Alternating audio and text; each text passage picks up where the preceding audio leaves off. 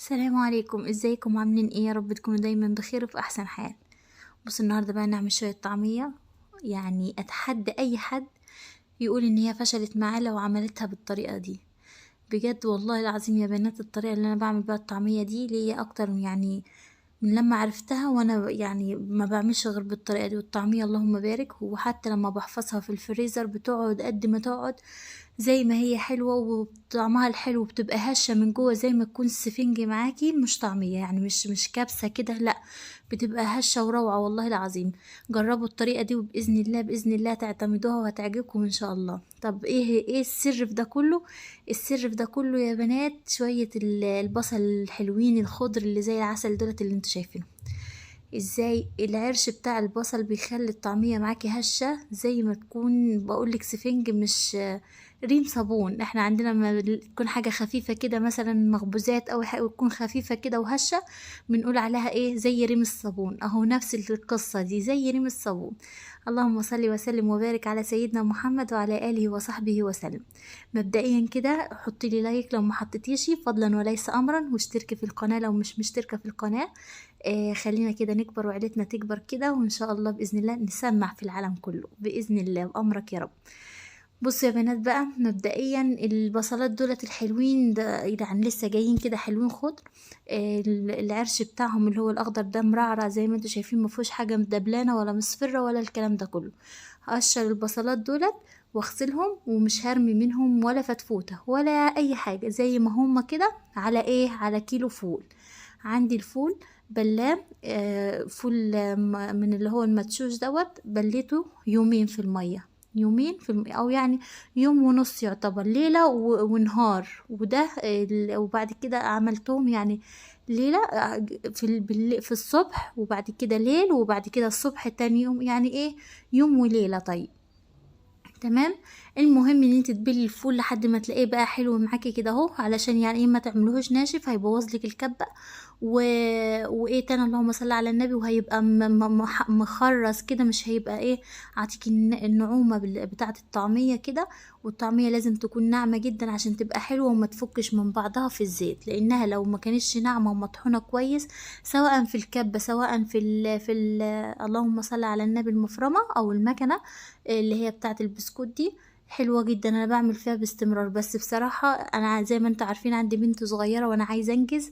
لولا كده كنت خدت الطبلية كده على السطوح وحطيت المكنة ووريتكم بقى الاجواء بقى فوق السطوح والمكنة بعمل فيها بفرم فيها الطعمية ازاي. تمام. تمام.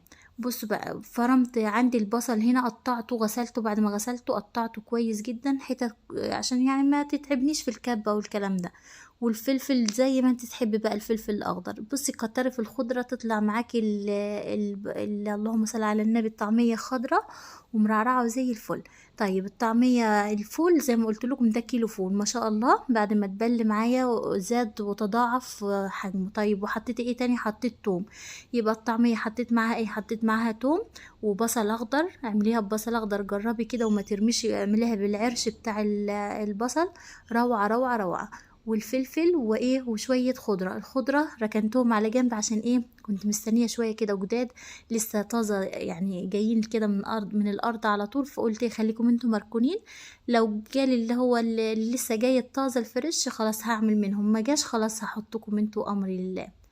فايه ركناهم على جنب كده حتى مرضتش اقطعهم ولا اي حاجه. بصوا ما شاء الله، ما شاء الله، يعني بقول لكم والله ريم صابون ريم صابون. وببدأ ان انا ايه واحدة واحدة على الكبة علشان خاطر الجهاز بتاعي ما يبص. بصوا هنا نسيت احط السكينة، لو انت نسيتي تحطي السكينة زيي بحطي لي لايك ماشي. ربنا يا رب يديمكم نعمة في حياتي ويحسن ما بين ايديكم يا رب. بص اهو ما شاء الله. قولي بقى شوية الخضرة الحلوين دولت، بقدونس على كزبرة. يبقى ايه؟ كتري في الطعمية البصل الاخضر والعرش بتاع البصل الاخضر، والله هتاخدي شوية طعمية هشين هشاشة. وبقولك سفنج كده يعني حلوين جدا، من غير لا بيكنج باودر ولا فانيليا ولا اي حاجة، ولا فانيليا من غير لا بيكنج باودر ولا اللي هي اللهم صل على حضرة النبي ايه هي الكربوناتو. بصوا هنا خليت شوية فول علشان خاطر ما اطحنش الخضرة لوحدها وايه وبتتعبني بقى، لا الفول يتقلها في الكبة فتتفرم معايا بسرعة. وادي خلاص اللهم بارك الكمية كلها كيلو فول على حزمة بصل حلوة كده، ما تخافيش مش هيعمل لها حاجة البصل لو كترتيه، والله ده هيزيدها يخليها هشة وحلوة. وبعدين بتوعت اللي هم المطاعم بيحطوا عيش ناشف، عيش ناشف ويطحنوه يحطوه على الطعمية. لا طب احنا مش هنحط عيش ناشف، احنا هنحط بصل اخضر وعرش بصل اخضر. بص يعني ما شاء الله حاجة هتشوفوا معايا انا، يعني هقلي معاكم شوية. وهنا بقى حطيت ايه الكمون والكزبرة وشوية شطة والملح وايه. ولما تحفظيها في الفريزر لما تحبي، يعني مش لازم تكتري الملح، لما تحطيها في الفريزر وتطلعي بيظبطي الملح براحتك يعني. بس انا بحط شوية عشان الملح عارفين ان هو مادة حافظة والكلام ده. وببدأ اخبط الكلام ده كله في بعضه. بصي كل ما تخبطي في الطعمية وتدخلي لها هوا زيها زي الكيكة كده بالظبط، تدخلي لها هوا تبقى معاكي زي الفل. بصوا ما شاء الله حاجة ناعمة نوعمية السنين وهشة كده من وانا بعمل فيها ومن وانا بعجن فيها. خلاص على كده خلصت معايا الطعمية الفرم بتاعها. هقول لكم تاني حطيت ايه، حطيت بصل اخضر كتير، كتري ما تخافيش والله هيبقى روعة. وبصوا ما شاء الله بصوا حتى يعني من كتر ما هي هشة وطرية يعني ما صوابع ايديا وانا ببطط في الطعمية مش ظاهرة خالص. وخلاص على كده سويتها، هسيبها بقى تستريح لها شويه. بص يعني حتى الخبيط من كتر ما انا قعدت اخبط فيها تلاحظوا الحيطه بتاعه الرخامه والرخامه اتعملت معايا، بس انا نضفتها بعد كده. وعلى بال بقى سبتها تستريح، على بال ايه ما غسلت الكبه والحاجات اللي انا كنت عامله فيها. شايفين ما شاء الله روعة يعني. ظاهر وانا بغرف فيها او وانا باخد من الصينية ان هي ما شاء الله روعة يعني خفيفة جدا. وحطيت شوية شطة لزوم ان احنا بنحب الحاجة المشطشطة يعني وكده.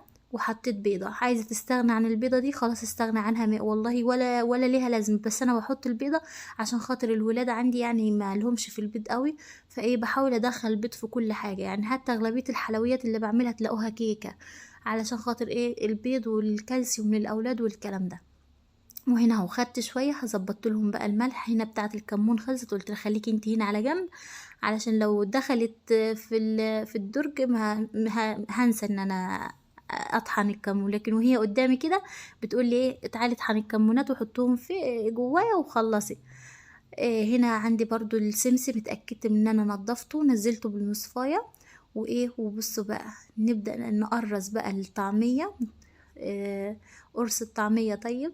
ونبدأ ايه ان انا يعني اسويه زي ما انتوا شايفين. عايزة تعمليه زي بتاع المطاعم اللي هو بيبقى مكور صغير ده هعمل معاكم برضو شوية. بس دي الطعمية البيت، يعني معروفة ان الطعمية البيت بتبقى مدورة كده. وبحط السمسم من الناحية دي ومن الناحية دي وزي الفل اللهم بارك، ما واخداش معايا حاجة. اول ما بصوا بتتشكل معايا بسرعة، ده لانها ناعمة يعني اتطحنت كويس او اتفرمت كويس. لو ما فرمتيهاش كويس هتحطيها في الزيت هتفك من بعضها. فانتي حاولي بقدر الامكان تفرمي الطعمية كويس، وحاولي تجربيها بالبصل كده زي ما انا بعملها. يعني اعمليها امشي بالخطوات اللي انا عاملاها دي والله هتبقى معاكي زي الفل. وهتجربي وهتشوفوا تقعد معاكي في الفريزر في التفريز زي الفل، يعني اول كيس زي اخر كيس. وهنا الطرحة دي لازم تطلع معايا باستمرار مش عارفة ليه. حشرة نفسها في كل فيديو، مناخيرها في كل فيديو. اللهم صل على سيدنا محمد وعلى آله وصحبه وسلم. لو وصلتي معايا لحد شوية الطعمية الحلوين دول تحطي لي لايك من ايديكي الحلوين. ولو مش مشتركة اشتركي في القناة. ودمتم مشكورين يا رب العالمين يا أهل الكرم والجود. خلاص على كده بصوا مش مستحملة في النار. الحاجة لما بتبقى حلوة بتبقى حلوة في كل حاجة، في كل خطواتها، في عملها وفي أكلها وفي تسويتها. بصوا ما شاء الله. ده كمان هنا ايه الإضاءة، أنا قفلت الشباك علشان بصوا الشمس اهي داخلة فايه يعني قفلته شوية وربته كده. بصوا ما شاء الله الخضار في الطعمية روعة ازاي. واحنا كده نبقى ايه عملنا شوية طعمية حلوين.